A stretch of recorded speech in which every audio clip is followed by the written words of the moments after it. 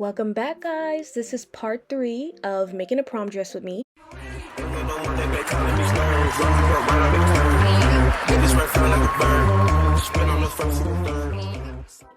The Alice in Wonderland theme. And right here is just me finishing up, finally cutting up all the pieces of fabric that I needed. As you can see, the fabric was not as wide as I thought it was, so I just kind of pinned it a certain way just to kind of make it work in my favor. And this right here is where I kind of had to look at myself like, what have I done? Because I thought I messed up when it came to cutting. That's why you saw me kind of looking at my mannequin like, okay, what's going on? But I figured it out. Realized I just had cut the pattern sheet just a tad bit different, but I got it together. So now, finally, we are attaching all of the panels for the front of the dress.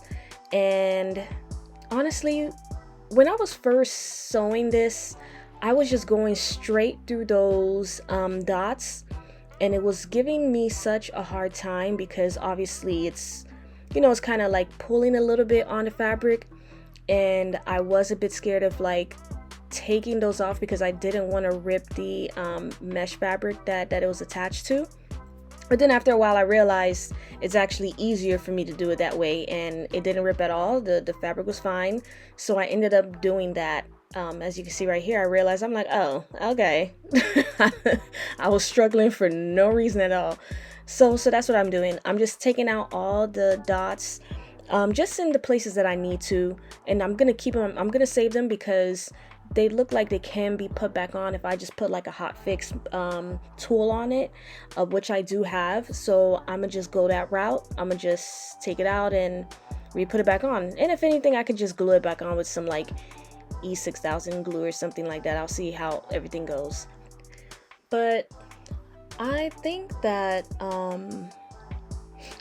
this dress is really gonna come out looking very cute.